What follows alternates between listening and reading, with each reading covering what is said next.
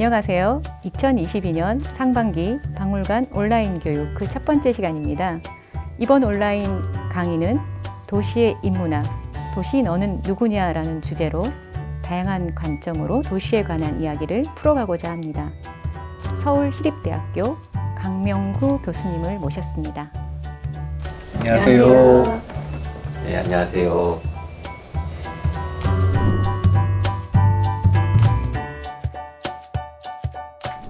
오늘은 도시에 대해 알아가기 위한 그 첫 번째 시간인데요. 교수님, 오늘의 주제는 무엇인가요? 네, 오늘은 도시란 무엇인지 그거에 대해서 역사적인 관점에서 살펴보도록 하겠습니다.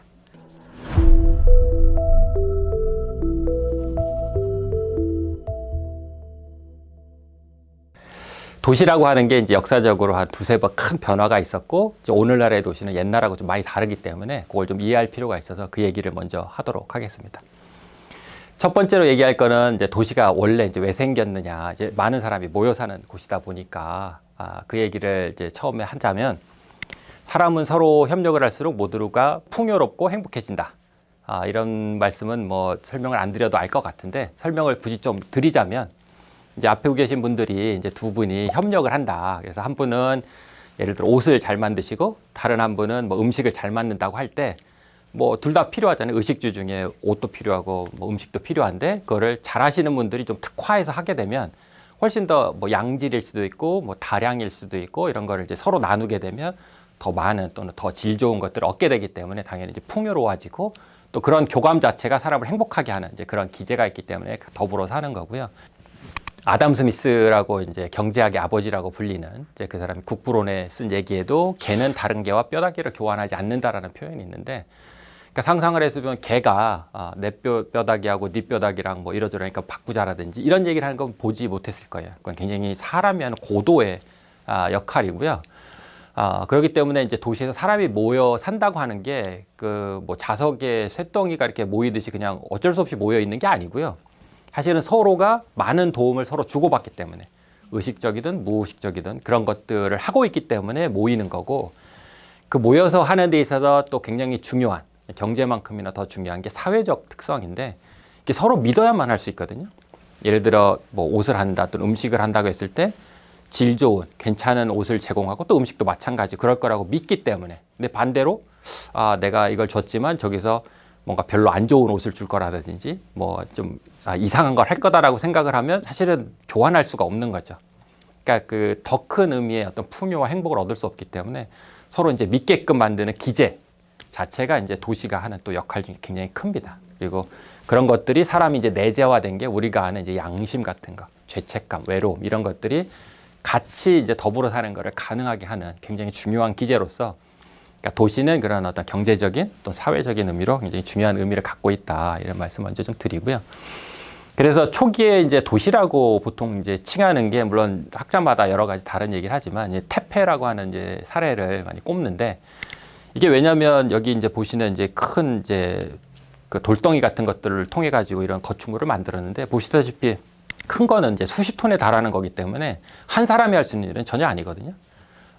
이건 물론 농경사회 훨씬 이전에 만들어진 거예요. 그러니까 수렵 채집 때도 사람들이 협력해가지고 이제 큰 뭐 동물도 잡기도 하고 이제 그러면서 살아가기 때문에, 태페도 지금 알려진 바로는 그런 뭐 종교, 어떤 특정 종교라는 게 아니라 사람들이 서로 협력할 수 있는 신뢰를 그러니까 쌓아가는, 발전시켜가는 기제였을 거다라고 이제 보고 있습니다. 그래서 일단 기본적으로 도시라고 하는 거는 사람들이 서로 간의 신뢰를 바탕으로 상호작용하는 중심지다. 이제 서로 도와가면서 살아야 하기 때문에 같이 모여 살고, 거기에서 뭐 물물도 교환하고 생각도 교환하고 의견도 교환하는 그런 중심지라는 이제 이야기고요. 옛날 도시의 이제 가장 전형이라고 하면 제일 많이 등장하는 거 고대 아테네 도시고, 이제 이런 이제 그림들을 보게 될 텐데, 그러니까 도시적인 관점에서 아테네를 보면 기존에 여러분들이 많이 보신 거랑 조금 다른 각도에서 보게 되는데요. 아마 이제 기존에 많이 보신 분들은 저 이제 그림의 가운데 위에 있는 파르테논 신전이 있는 아크로폴리스 같은 것들을 많이 떠올리세요. 근데 사실은 저걸 이제 나중에 이제 생기는 거고, 이 도시 자체가 번성하는 그것의 핵심은 저 밑에 가운데 있는 빈 공간 아고라에 있습니다. 아고라.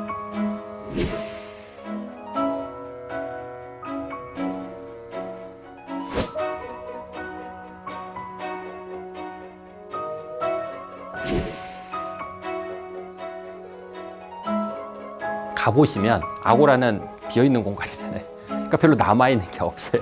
원래가 비어있으니까. 아크로폴리스는 이제 파르테논 같은 거대한 게 있으니까 눈에 잘 띄지만 여기는 비어있기 때문에. 그래서 도시하는 사람들은 상상력이 필요합니다. 뭘 상상하냐? 사람, 그리고 사람들의 활동, 상호작용을 상상할 수 있어야지 됩니다.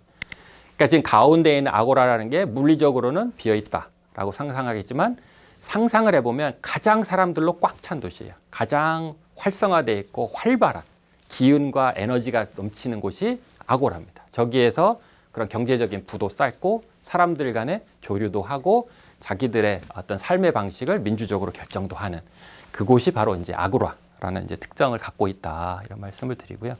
이게 이제 고대랑 중세로 오면서부터는 이제 상황이 좀 달라집니다. 지배계급화 되면서 이 그림의 이제 왼쪽에 있는 게 성이라는 게 생깁니다. 성. 영주나 왕이 사는 곳이고 주변에 있는 영토를 지배하고 소유하는 사람들. 이제 그런 사람들이 이제 사는 곳이라서 보시면 이 사진에 이제 가운데가 있는 게 성인데 특징이 보면 언덕 위에 있다. 왜냐하면 이제 지배하는 거니까. 그리고 가운데에 굉장히 큰 이제 건축물들이 자리 잡고 있습니다. 왜냐하면 이제 지배자가 사는 곳이기도 하고 보호도 해야 되고. 그러니까 가장 크게 이제 걱정하는 거는 저 시대 이제 영주들이 하나는 외적이 와가지고 내 뭐 어떤 재산을 뺏어갈까봐. 두 번째는 내부에서 반란이 일어나서 전복될까봐. 그래서 이제 저런 모습을 이제 띠게 되는 게 이제 특징이다, 이런 말씀을 드립니다.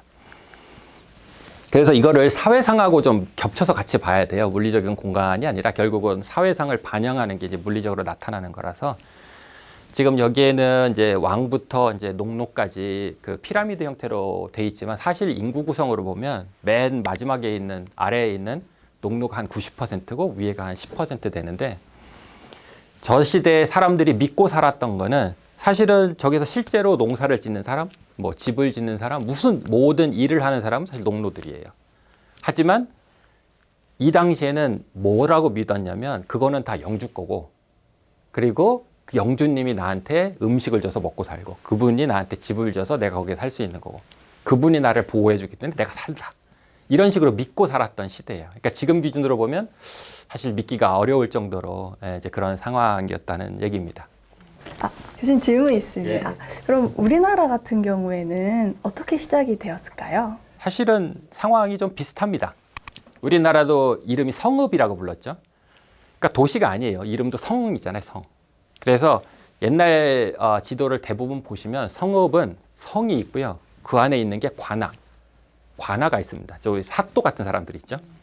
그런 사람들이 있는 거고 보통의 사람들은 다 성 밖에 살아가는 거죠. 그러니까 보통 사람들이 자유롭게 살아가는 공간은 아니고 지배자의 거점이죠. 그런 의미에서 성이라고 부릅니다. 그러니까 오늘날의 도시랑은 사실은 크게 다릅니다. 뭐 한양도 사실은 이제 마찬가지 이제 모습이고요. 그래서 이거는 1800년대쯤에서 이제 다산 정혜용 선생님이 제시한 이상도시안을 이제 그림으로 도식화하면 이런 모습이겠다라고 이제 다시 재해석한 그림인데 보시면 성의 가운데 왕궁이 자리 잡고 있죠. 그리고 주변에 소위 말해 귀족이 있고 그 바깥에 이제 일반 사람들. 그러니까 한 10%의 지배계급이 성 안에 사는 거고 90% 바깥 사람은 밖에서 이제 보통 사람 사는 거. 이런 걸 이상도시라고 생각을 했어요. 그러니까 이상도시가 저절로 이상도시가 아니라 어떻게 보면 이제 그 당시에 생각했을 때 저런 어떤 신분제 사회, 공고화된 사회가 안정적이다, 뭐 평화롭다 이렇게 생각했지만 지금으로 생각해 보면 사실 좀 역사적으로는 맞지 않는 발전 과정에서 맞지 않는 모습이고 이런 아이디어는 뭐 동서양이 똑같아요. 왜냐하면 그 발전 과정이라는 게 생각보다 비슷합니다. 동원과 서양이 다르지가 않아요. 그래서 그 당시에도 생각했던 거를 보면 일단 기본적으로 기하학적인 아름다움과 가운데에 이제 왕이나 이제 영주가 사는 거점, 성이 있죠, 성이. 이제 이런 점이 이제 소위 말해 이상도시다라고 표현을 했지만 지금 생각해 보면 좀 이상도시랑은 다른 점이고요. 그래서 이게 이제 언제부터 깨지기 시작하냐면 이제 12세기를 넘어서면서 사람들의 생활이 바뀌고 자각을 하기 시작을 합니다. 그래서 오늘날의 도시라고 하는 시티라고 부르고 그전 거는 캐슬이라고 불러요, 사실은. 그래서 이름이 다릅니다. 용어가 달라요. 우리도 사실은 옛날 건 성읍이고 오늘은 도시고. 그래서 같은 맥락에서 볼 수 있는 건 아니에요. 완전히 다른 곳입니다. 그건 좀 더 설명을 드릴게요. 밑에 나오는 그 문장은 사회계약론으로 유명한 루소라는 분이 이제 쓰신 그 책에 나오는 내용인데요. 오늘날 사람들은 도시라는 말의 진정한 의미를 알지 못한다. 대부분 사람은 타운을 도시로 혼동하고 타운의 사람들을 시민으로 혼동한다. 타운은 건축물로 구성될 수 있지만 도시는 시민 없이는 성립할 수 없다는 사실을 사람들은 모른다.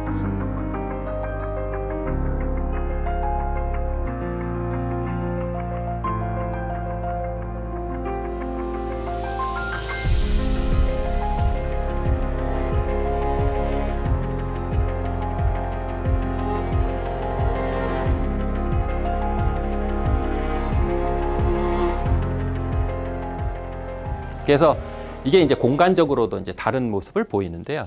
아까 보였던 이제 프라 사진에서 강의 왼쪽에 있던 게 성, 언덕 위에 있는 거였다면 오른쪽에 있는 이제 노란색 지역이 도시입니다.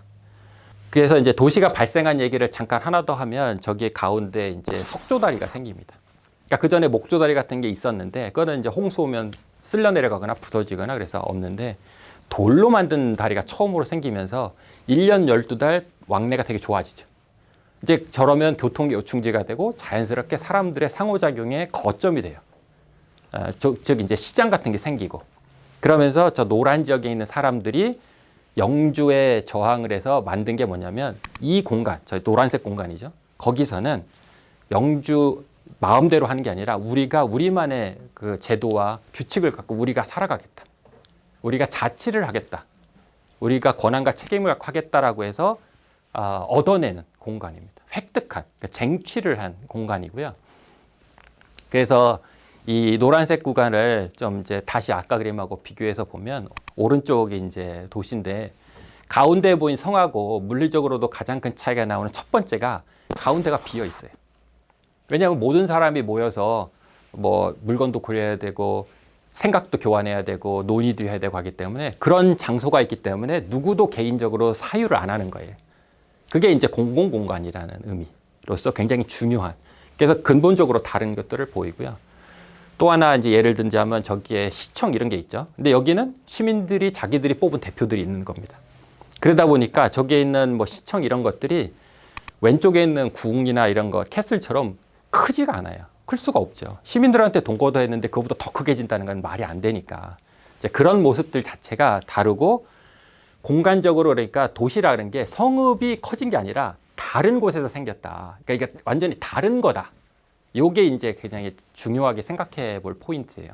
아까 같은 그런 도시들이라고 하는 게 이제 점점 지금 실제로 점으로 표시됐는데 여러 군데 이제 생기기 시작합니다. 아까 이제 프라하를 예를 들었지만 뭐 우리가 아는 뭐 쾰른이든 어니든 이런 것들이 조금씩 다 생기고 그런 것들이 이제 저기에서 사람들이 어떤 자유와 평등이라는 개념, 그런 인식, 그다음에 민주적이라는 자신들이 대표를 뽑고 자신들의 룰을 정하고 그거에 따라서 자신들이 살아가는 모습을 만들어가는 거, 그런 것들이 저 시대를 지나면서 이제 급속히 확산이 되고 그게 이제 오늘날 전 세계가 이제 그런 자유와 평등에 기초한 보통의 사람들이 서로 도와가면서 공동체를 이뤄나가는 그런 모습까지 발전하게 된. 그래서 도시가 문명의 횃불이다라고 표현을 하는 게 저기서 싹 틔운 어떤 씨앗이죠.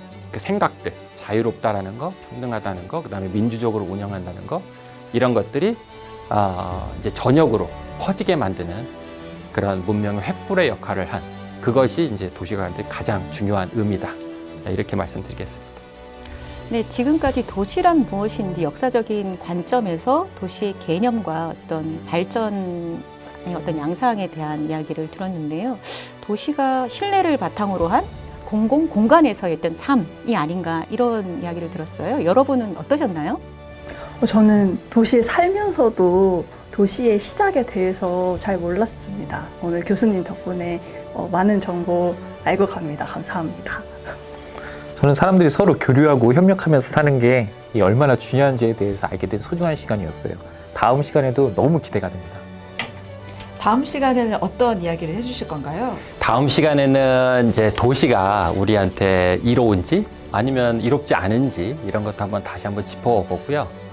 이어서 근데 중요한 거는 저절로 이롭지는 않고요. 잘 만들었을 때만 이루어지기 때문에 그럼 어떻게 하면 이제 잘 만들 수 있는지 그것도 이제 그 다음으로 이어서 말씀드리겠습니다.